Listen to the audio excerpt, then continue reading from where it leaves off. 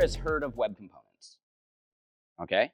Have any of you used them in production in any way? Okay, cool, awesome. Today, I'll be talking about web components, some of their history, things like that, but also another tool called Mitosis that I think is also pretty compelling. But I'm going to do at least some history for some people that are not familiar with web components. And yeah, I'm going to get started.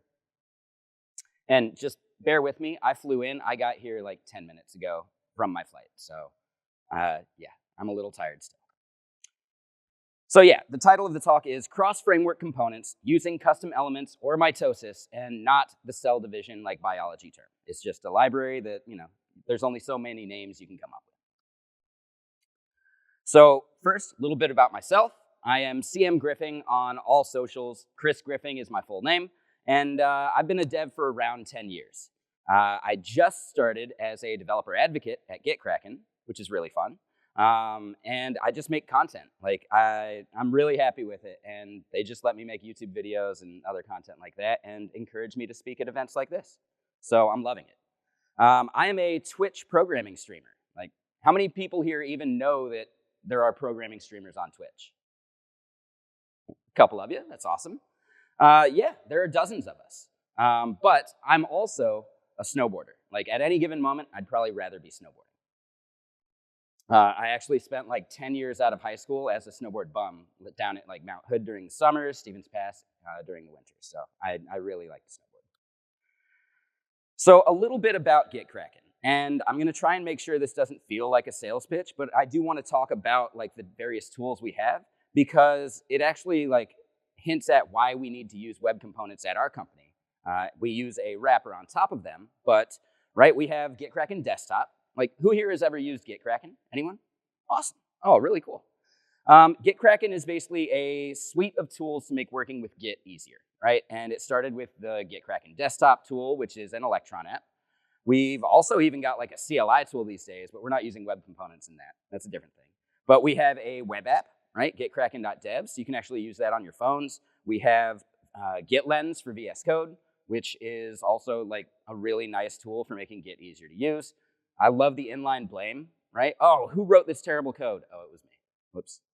But yeah, like we have all these like different tools, like, and we're even planning something for JetBrains as well eventually. And yeah, browser extension as well. All these tools, we kind of want to make sure that we're maintaining branding across all of them. So we only need to create maybe a button once, and then we can reuse it, save ourselves some effort. So yes, why cross-framework components? For us, it makes sense for consistent branding, like an internal design system. But maybe you're a library author. Like, I don't know if you've heard of Prime Faces, which is a component library. They have an Angular version. They have a React version. They have a Vue version. Wouldn't it make sense maybe to start going down the path of web components so that they can maybe save some of that effort? It's possible, but they don't do that yet. I'm going to dig into a little bit of the history of web components. So I don't know how many people here have been programming this long, but we owe the entire idea of what a component is to iOS. The entire like Objective-C view model is really like, it's the idea of components, and the way that we write React code today is heavily reminiscent of the iOS process, right? Like the render function of like old class-based React components. Yeah, that's very akin to the draw function inside of an iOS component. So on iOS, they had this same like pattern of when the thing mounts, do a callback, and then when it's going to be killed, clean it up. And then that went into a thing called Sprout Core at Apple that they used on all their like websites to create those fancy animations back in the day, right? And from there, Ember, or at least back then it was called Amber, Ember kind of spun out of Sprout Core as an open source version of this like component model idea. And nowadays, like every framework has a component model, right? Like components are the fundamental building block of web UIs these days. The difference between components and how we think about them compared to jQuery at the time, right? Like there is the idea of components in jQuery, right? You can have like date pickers and things like that, but you end up treating the DOM as a source of truth. So you need like query selector magic, and you have to like redraw everything, and you start treating like reading values from the DOM instead of treating your logic as the source of truth to just declaratively render. So Ember kind of like really kicked off this like declarative rendering web future that we kind of have. AngularJS then jumped on the bandwagon, and then React changed everything again. So if we look at the timeline for web components, they actually go back a long time. So not quite as far back as iOS and Ember, but in 2011, Alex Russell at Frontiers Conference gave this presentation, and you can actually find like the transcript from it, and it's a fun talk. It's pretty cool. But he was talking about the idea of these composable building blocks over 10 years ago. So we're finally being able to see this like future come to fruition. In 2013, Polymer was released by Google, and Polymer was actually like the first implementation of, or it was used for the first implementation of the material design system, right? So Google's official like blessed framework for design at Google for their apps and everything was started out as a set of Polymer components. Then in 2016, we got Require.js, which allowed us to maybe load in the components we needed in a lazier way instead of just all these script tags in our heads, right? And like the AMD like loader style really just like changed the way that we kind of do like tree shaking and lazy loading and all that stuff instead of the very manual way it was done before. In 2017, Ionic built a tool called Stencil.js, which tried to smooth out some of the things that I'm going to point out about web components and how they could be easier to use. Stencil was more of like a generator tool. And nowadays, we're still using like generators, but not quite as like heavy-handed as Stencil back in the day. Then in 2018, this was my first like major like introduction to web components. Angular 6 released Angular Elements. So you could write an Angular component and compile it to a web component. I remember giving a talk about using an Angular component inside of a React app. I also gave another talk at the Seattle Angular meetup where I talked about using Angular elements, like web components, as a way of maybe migrating away from AngularJS, because that was a big, like, huge migration. So if you could maybe build all new components as Angular elements and then bring them into your AngularJS app, well, eventually, all components get rewritten into that, and then later, when you do your big rewrite, you're only rewriting like routing logic and controller logic. So it was kind of like an interesting idea for that migration path. In 2018, Firefox also just supported web components by default. Lit Element was then developed by the Chrome team, and Lit Element is like the spiritual successor to Polymer. So basically, we use Lit Element at GitKraken, and it really does give us more of like a React-style way of authoring components. It's pretty cool. So one thing that you might wonder is like, well, how performant are these things? How fast are they? And if you've never seen this framework benchmark, they have too many like frameworks. It's way too many. Like you're gonna want to like filter down. But what we can see is that vanilla JS web components are pretty fast. Right? It's a multiplier of 1.12. Most other like bigger frameworks don't even come close to that. So they're vanilla JS, and that means that the browser APIs are fast and optimized for them, which is kind of cool. We can see for memory allocation, also really not bad. We notice that Solid and Svelte kind of like they consume around the same amount of memory. So maybe a better experience is using like a larger framework, but the idea is that you don't necessarily need to bring in those dependencies if you're doing something small or sharing. One thing that's interesting is the transferred size. It is, vanilla, but these web components are still a little bit more verbose than just a raw function, right? Like some of the scripting logic you might write to manipulate the DOM is probably going to be lighter now that we don't need tools like jQuery as much anymore. So now let's look at what would using a web component look like, right? Like what is some of the syntax? How do we work with building our own? Well, first, just remember the basics of what I'm going to show you is going to be raw, like just vanilla JS, and that means no required dependencies, no required build tools, no required runtime, no required framework. You're going to want to use a framework in like practical purposes, like for actually building things, but just showing what you can do without any single dependencies, I think is worth showing off. So when we talk about a web component, it's actually 3 separate APIs. And I'm sorry some of these slides aren't as pretty as they could be. The next ones later are better. But basically, the custom element is the component that we kind of think about and know about. And then there's the idea of the shadow DOM, which is encapsulating that HTML logic away from our UI. So you get to use just the tag and you don't care about what's inside of it. And then HTML templates are kind of like how we, like the template tag element itself is, used in web components pretty heavily. So all of these things working together are what we call web components, but for the most part, the lines between them are kind of blurry. So here is a very simple custom element. You need to inherit from the HTML element class. And one thing to remember is that, yes, because we're inheriting from this class, it has its own logic for wiring things up and doing some magic. So you got to make sure you call that super constructor first thing, right? You don't do it after your logic. You do it first thing so that you can wire up all this other nice, pretty stuff, like this dot shadow root, like property, this dot attach shadow. And we see that we're creating a shadow DOM right here in this code. So this dot attach shadow, mode open. So one thing I'm going to point out later, and I'm, maybe spoiler alert, is sometimes you may consume a web component that is not open, and you can't really pierce into that shadow DOM anymore. It's basically a black box at that point. So, I haven't ever really needed to do that, but if you want to do some type of like overrides, yeah, your library needs to be aware of attaching the shadow DOM in an open way so that you can actually, have some more customizability. And then what we see is we're doing like this shadow root dot inner HTML. So like very, just step-by-step kind of logic of building this thing rather than like a good declarative component.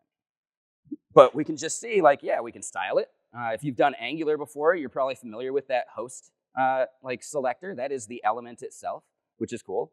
But because we're drawing out this entire thing, in that style, we could also just do host and then the h1 tag underneath it.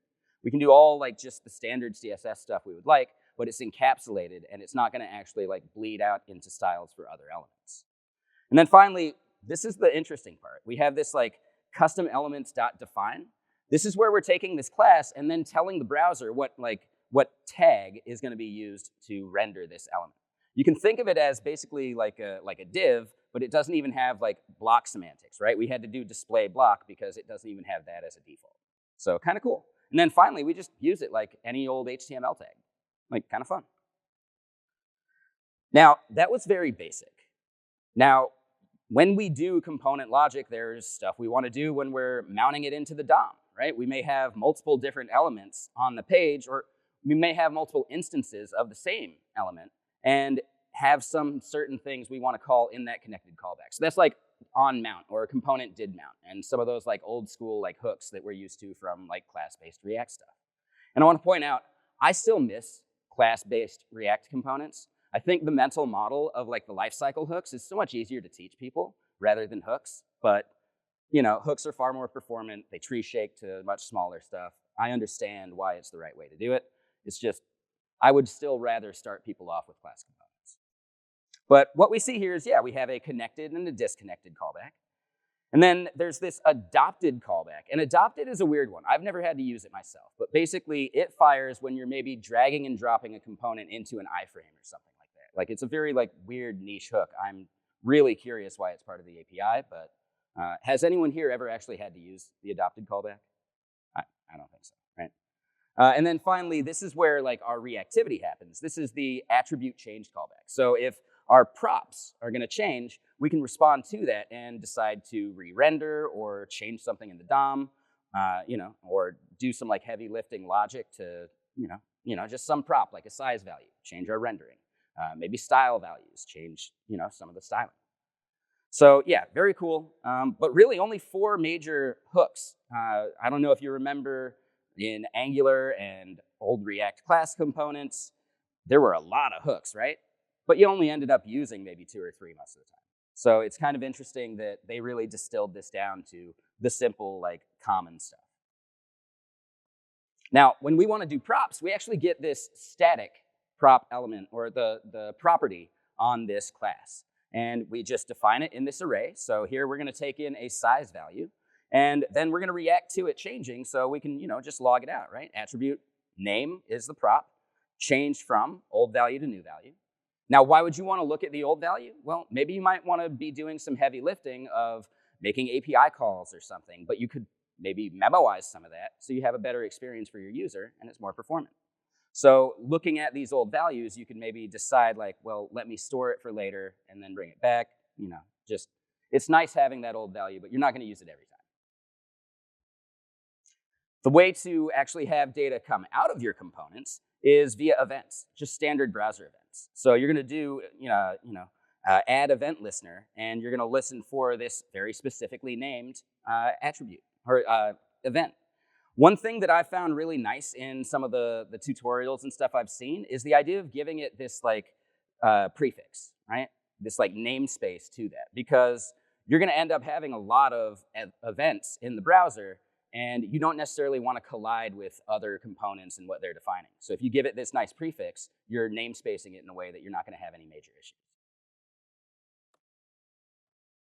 So one thing that's interesting is, right, we're talking about cross-framework components. How can you use these in some frameworks? And it turns out that some of these frameworks are not actually fully supported. This is definitely a very nice website for looking up some of these. It doesn't have every framework, but it's also a little out of date. Like, they're still calling React 19 beta. Is it still beta? I don't think so. I think it's released. But yeah, if you're still on React 18, web components aren't going to be as good of experience as you need. Like, there are libraries you have to bring in, and there's certain things that are not fully to spec. So it can get a little bit annoying. Now, there are gaps in raw web components, right? I've talked about maybe having to pierce the shadow DOM and maybe that not being as easy. There's also the idea of packaging and lazy loading. So if I'm defining custom elements, the registry, and registering this component, how do I make sure I'm only registering stuff I'm using? That lazy loading and kind of tree shaking and packaging of all this stuff is actually where frameworks kind of fill in those gaps. And I don't mean React type frameworks. I mean lit HTML and frameworks over top of web components. So more like meta frameworks at that point. So this website has a giant list of other ways of doing web components besides just the vanilla stuff. There's, using that HTML element class, there's a bunch of examples and code snippets to teach you how to do that. There's other class-based things as well. There's hook-based wrappers, like lit HTML, etc. And yeah, there's object and compiler. I think compiler is closer to the Angular Elements style of you're compiling into this web component rather than just writing the web component itself. So at GitKraken, we use lit element. We're using it in our desktop. We're using it in VS Code. We're using it on our web app. And it just makes sure that we are being consistent with our styling, because we're even going through a big rebranding now. We're going purple instead of that blue now. Of course, designers will design. But what we can see is we can share these buttons. We can share some of these avatars and this little hover icon thing for your contributors inside of GitKraken. So we have this shareable component library that we're actually importing and bringing into a bunch of our tools. If you want to learn more about how we're using web components at GitKraken, we have a blog post. I also made a YouTube video, and I kind of cover some of the same information that I've gone over now, but maybe in a more fun YouTube fashion. But one thing about web components is there are naysayers. There are people that just aren't into them. And they wanted to be, right? Like Ryan Carniato, the creator of Solid.js, he has this very popular blog post. And Theo and the Primogen and all the biggest programming content creators have reacted to very similar blog posts as well. This one that Primogen is reacting to, kind of at the bottom of that right snippet, is web components will outlive your JavaScript framework. And he has a very incredulous face. In the video, he asks his chat, hey, who here likes web components? Nobody in the chat. It's a wild chat, so don't always trust Twitch chat. But there are definitely problems with web components. So maybe there's another way. You could use Mitosis and just compile into actual React components, into actual Vue components. Right? So their claim on the website is write components once and run everywhere.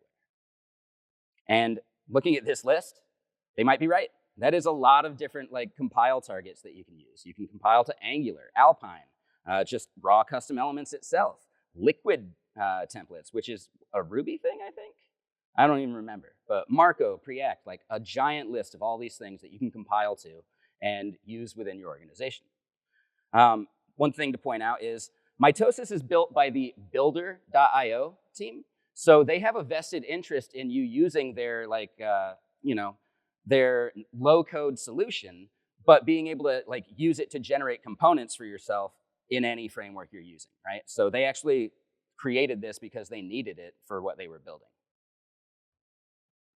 And the syntax is actually great. It looks pretty much just like a React or a Solid component, doesn't it?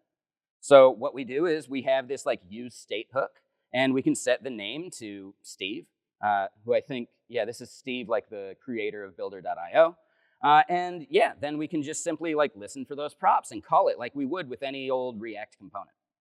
And I'm sorry if that text isn't big enough for people in the back, but yeah, I didn't actually think about how far back these chairs were. But yeah, what we see is very standard JSX where we have the value going in, we have the onChange hook, and we can just write our code as if we were writing React or Solid. And it turns out there are other hooks that we can use. So there is this use store hook for more complicated like object style state. There's use state. There's use context, which I'll dig into more here in a bit. Use ref so that we can get like the DOM element being rendered. And use style, use default props. Use target is actually really interesting because this is actually using that list of targets. You can actually change the way you're rendering based upon the place that you're rendering in. And that becomes very compelling for certain like extra stuff you might have to do for certain frameworks. And then finally, we see that just like every component, we have these like events, right? For a web component, there was the adopted callback or the connected callback. Well, here we get on init, on mount, on unmount, and on update. And that's it, right? Again, they're kind of distilling it down to the stuff that we actually need. Now, when we want to maybe define a method inside of our component, we actually do it inside of the store. And that's how we can actually get access to that state within that function itself. And it's going to compile to this like totally other component. And I'm going to dig into some source codes that we can see the actual resulting code from some of these things. I think it's kind of cool, but it just wouldn't make sense on slides. So we're going to do a little bit of just like live digging through the GitHub repo. So yeah, once again, right, methods, nice and easy, and you just define them on that store object. And then through its build process, it's going to put it where it would actually need to go if you were doing React or Angular or whatever. Now, for styling, you actually have a couple options for styling a Mitosis component. There's this CSS in JS approach, where you kind of have that margin top like property on this object. You can do media query stuff as well. This is probably my preferred way of doing at least like the CSS in JS approach for Mitosis. My favorite styling approach for Mitosis. But realistically, you can also just import CSS files. It's just going to take that import and pass it directly through. In general, it will only move TS and JS files to the output directory. You would need to then move the CSS file yourself. So you're going to need like a build process or a script on top of Mitosis to do some more of like the heavy lifting of like asset management. You could also just use class or class name, right? Instead of that CSS prop, you can use class or class name. They prefer that you use class, but you can also just use class name. And if you end up using both, which would be weird, they'll actually try and merge them for you, which could be like, I don't know why that became a use case, but it's something they're doing, and you have that power if you need it. The interesting thing here is instead of like React, where you're going to be doing like is true and something, right? Or maybe a ternary, right? You're like where it's just JavaScript. In Mitosis, it's actually, you're using static elements such as Solid would use. So like a show for like conditional logic, right? The prop for that show would be the word when and the condition that you want to evaluate. So it's not freeform like the React that you might be used to. So let's look at this show, right? Like it's just simply an element, and then there's the DOM content inside of it that we want to render, and we also have the option of passing like some JSX into this else hook, just to make things a little bit easier for us, rather than having to like duplicate the show with the opposite prop name. or opposite prop value. Here we see the for control flow element, I think is the right word. But really, you're just looping over your array and then, using this like callback function, render props, I think they call it, right? And you're just spitting out the DOM as you loop over these things. So pretty straightforward syntax, especially if you've ever used Solid. If you're used to React, it's going to be slightly different for you, but it's not that bad. And then finally, right, components. We want components to be composable, so we can actually use children and, like give us more power to customize the internals of a component while still getting the wrapping that we would want for some custom logic of some kind. Now, the thing is, this is a magic prop. It's not actually an element that you can directly iterate over. They're doing some special logic just to make sure that they are like doing it properly, but in every framework, it's going to be a slightly different usage of what props are, right? In Angular, it would be an outlet rather than just like a children like prop. So they're having to do some magic, and it's just more of like a placeholder element than, or placeholder prop than anything. And then, a really cool thing is context. So you can actually output context and have this like shareable state, so you don't have to do prop drilling nearly as much if you want to nest a bunch of like Mitosis components. So similar to React, it would be created. You would typically do this in its own file just to maintain that context and not have like Mitosis like get confused when it's generating the actual component logic.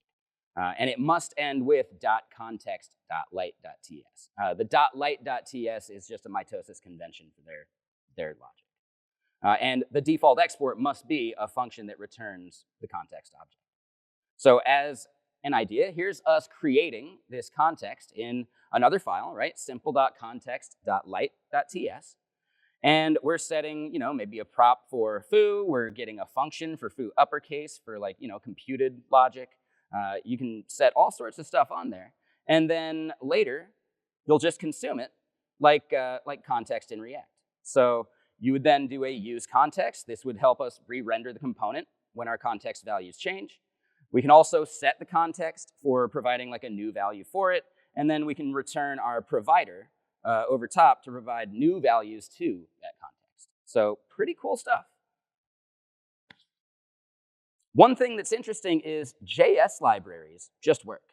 So it's just going to output JavaScript. So you can use things like Lodash. You can use things like Day.js or some of those like non-framework specific dependencies. You can just use them, right? And they get imported just fine. So Lodash, any of these, good to go. But you're not going to be using framework specific libraries for the most part, right? Because of the cross-framework nature of Mitosis, you can't do it. It just doesn't work. But they did realize that they have users who might want to do something framework specific. I'm trying to think of a good example off the top of my head. But the idea is simply, you have the idea of overrides. So there's a folder in a Mitosis project called overrides, and you would actually just write the raw component in the framework that you care about. So here, this is an override inside of their example SDK code, and this is them like doing some Angular specific like override logic for things that aren't actually fully cross-compatible, right? So their framework can only do so much, and instead you may have to write your own like custom stuff over top. And at least they give you this escape hatch. So here's one thing that I think is kind of cool. I decided to try out Mitosis. I was like, it's a really cool idea. What could I build? There is this library called boring avatars. And I didn't write boring avatars at all. The smiley faces here that get generated and all that stuff, I didn't come up with any of that artwork. I ported it to Mitosis so that I could actually get it and use it in places like React Native or in places like Angular. And if you go look at boring avatars, it has a lot of downloads, right, for React. But then the Angular version is kind of like out of date, rarely maintained. Instead, the idea was maybe I could just write a Mitosis component and continuously just update and keep that more up to date. And it turns out, like let me head over here, that they have all these different avatar styles, but I was able to support, and this was a year or two ago, 7 frameworks. So I'm outputting to React, Vue, Vue 3, Svelte, Solid, Angular, and Quick, all using just one set of components that I wrote that were the mitosis components. So let me just do the demo of kind of like how these things work. We'll look at the React one. The idea is with boring avatars, you're shipping just the JavaScript library that deterministically renders these smiley faces. And it's doing so using like a hashing algorithm, but a consistently hashable algorithm. So the name Mary Baker will always render that specific smiley face due to some hashing logic they do. And that means that your user's default images, you don't have to ship an actual image for that. Your users can have something kind of fun and like, branded, but different from each other so that they can tell each other apart as default images without you having to force them to add a profile image. So it's kind of cool. I really like it. And the idea is that it's fully reactive. You can give it its own color palette, right? We can check some of these other like styles as well, kind of fun. And yeah, I really enjoyed building this.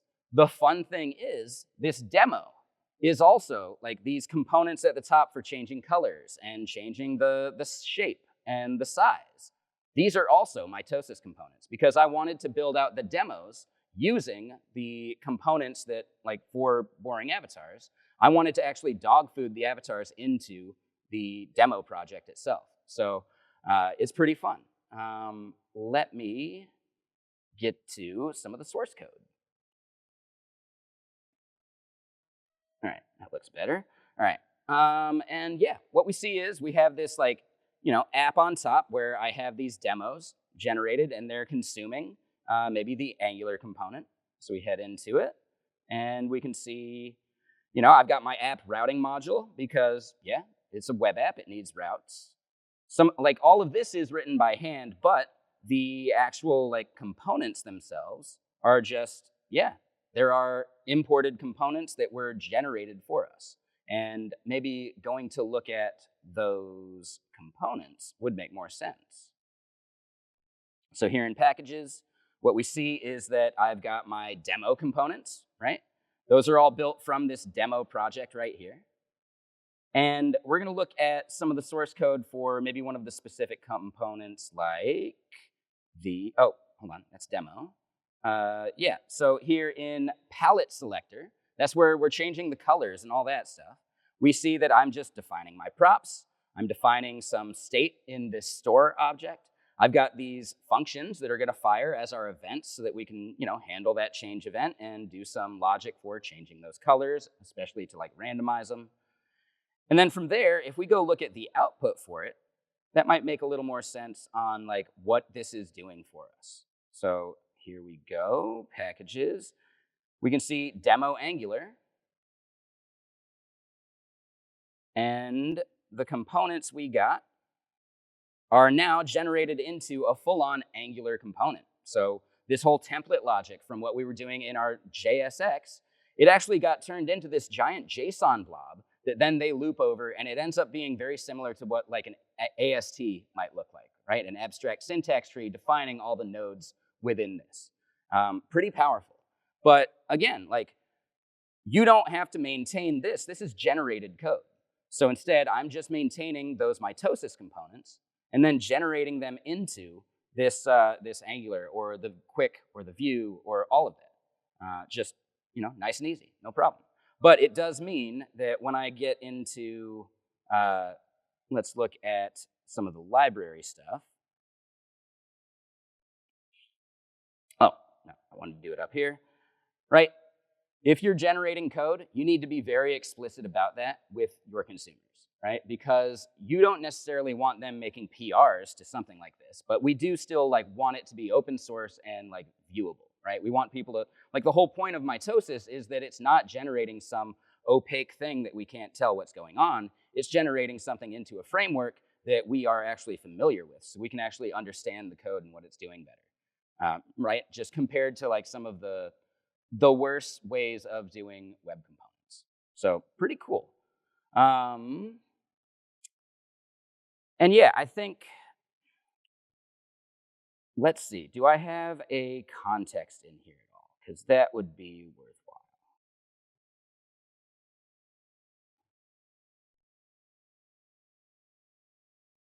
So over here in utils, right? So what I mentioned earlier is that we have this light file.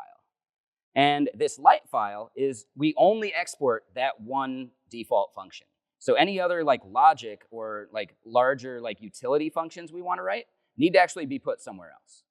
So that's why I put them in this utils.ts file, because I have functions like generating the hash code for the user to like, give them that unique like color palette and, just the way the thing gets drawn, right? Get modulus. It's interesting that we ended up doing this, but because of I was forking someone else's logic, I tried to stay as true to the source as possible.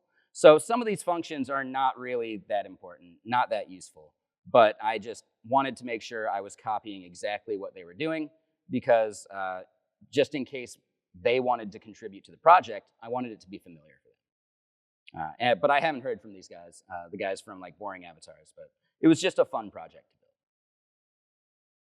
build. And yeah. That does sum up like the main gist of web components and mitosis stuff. I really do want to like open it up to questions. If you guys want to chat more about this, I think that would be important, like just to make sure that I didn't gloss over too much for you. So does anyone have any questions about mitosis or web components or anything like that?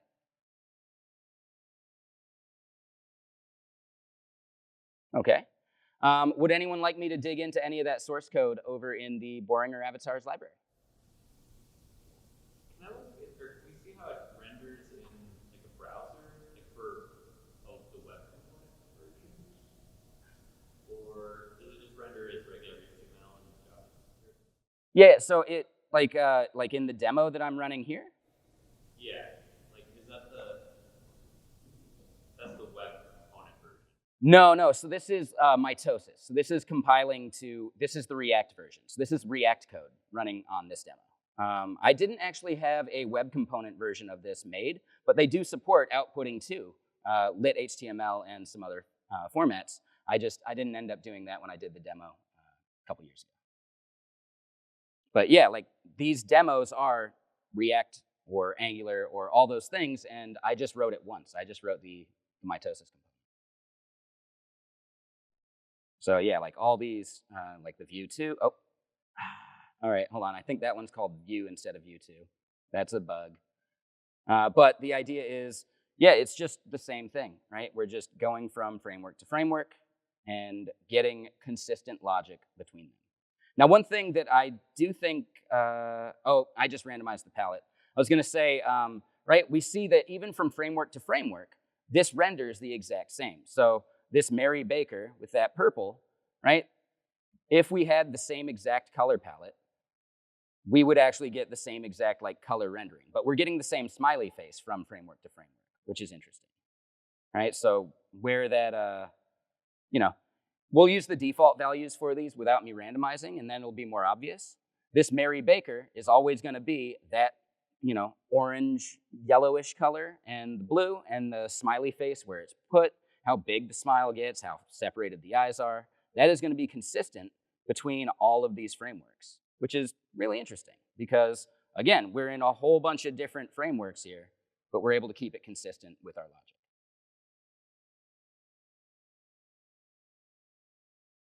Any other questions?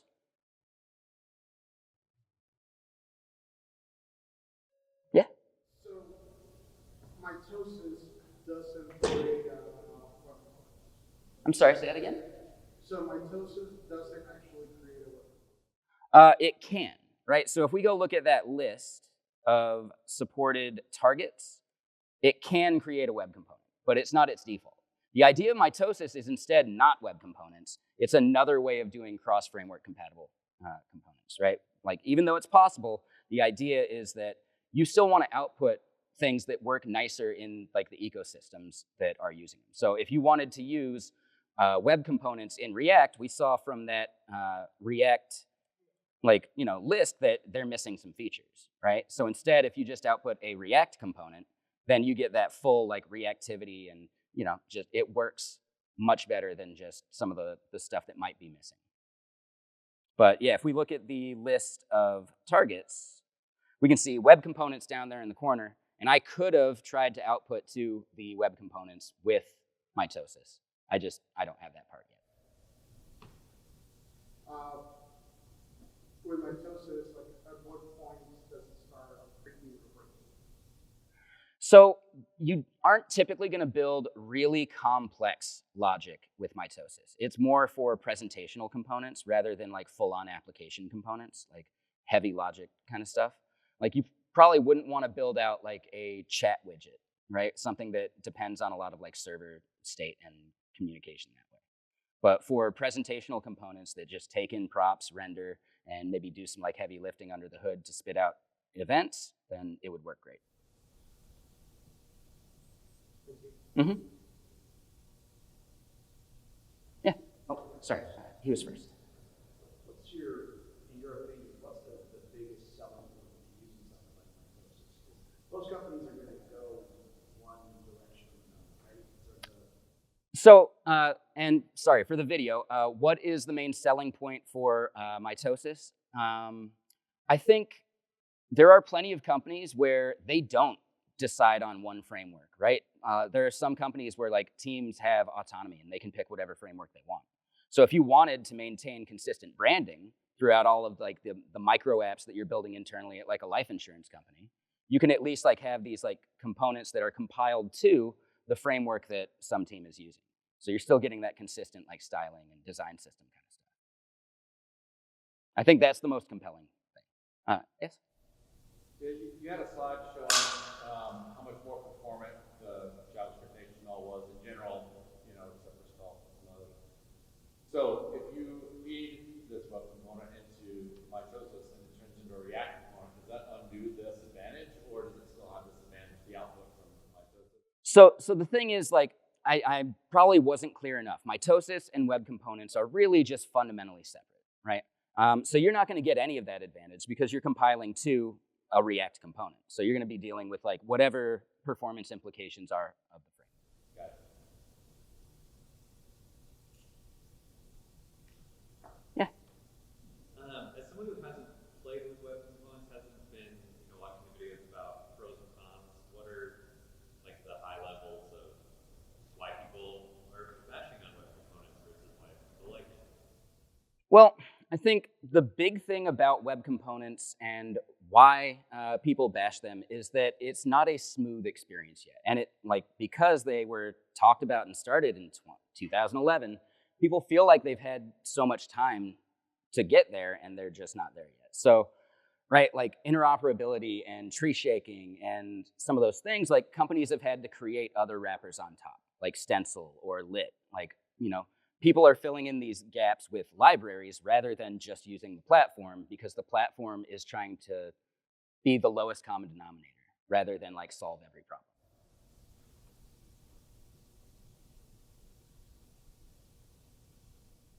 And yeah, any other slides you guys want me to jump back to? Like, I'm loving like the questions. This is great. Thanks. What was this website again? So yes, this is Krausist.github.io. I just type in JS framework benchmarks and you'll get it like nice and easy. But yeah, I'll even click over to it because I think it's really cool. Like when I said it has a lot of frameworks, it has a lot of frameworks. And yeah, like when we consider some of this performance stuff, right? Like, I'll zoom in a bit. Like the things that this website is testing is like, selecting a row within something that has like 10,000 rows in a table or whatever, right? Like there are certain events that they benchmark and we can like compare how certain frameworks are doing their rendering logic. And, there's even the idea of this is for keyed results, and then there's the idea of non-keyed results. So in React, when you're looping over a list, you have to do like key equals something to maintain that reference so it can reuse the DOM node and all that stuff. There are also frameworks where that's not even a thing. Like you just don't do that. I zoomed way too far in. And I think he has changed it up a bit. Let me try one more time. There was a way to configure, oh, here it is, over on the left. You can actually configure which frameworks you want to see, which like things you want to benchmark so you don't have like all that noise. So if we wanted to maybe just look at a couple frameworks, right, we can go none, and then look at something like Million versus React. Let's do, I don't know, React Redux. Sure.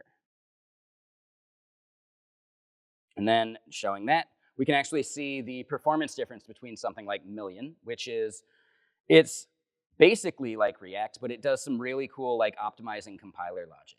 I don't know if you guys have heard of Million, but Aiden Bai is also building some tooling that helps like analyze like performance, like re-render logic on websites. He did one for Twitter, and it was hilarious how much like re-rendering is happening per second.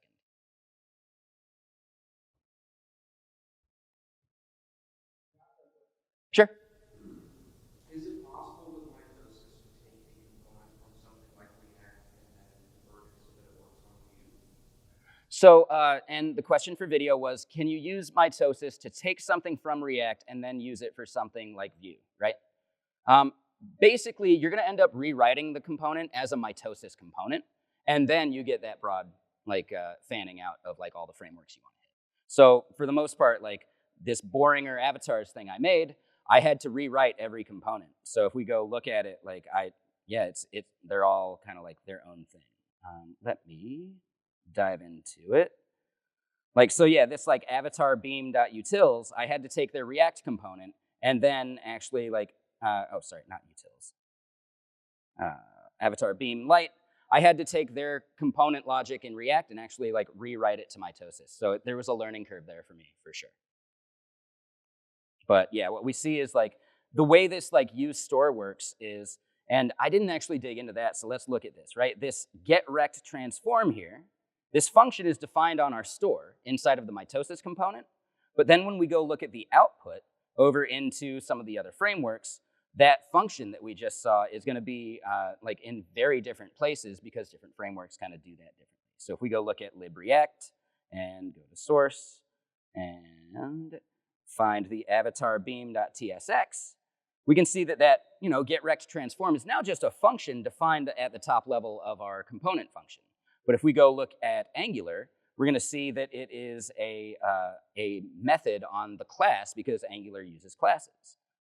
Let me just show that real quick.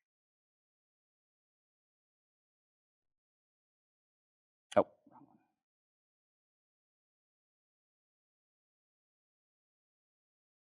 one.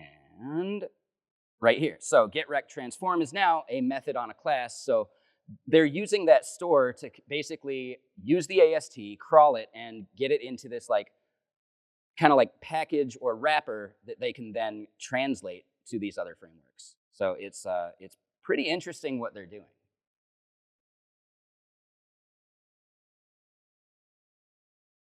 Anything else?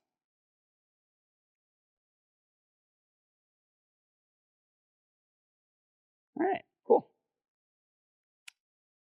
Yeah, so I am Chris Griffing. I really enjoyed giving this talk. I know I didn't take the full time, but we're pretty close, actually. Thank you guys for those questions. Awesome.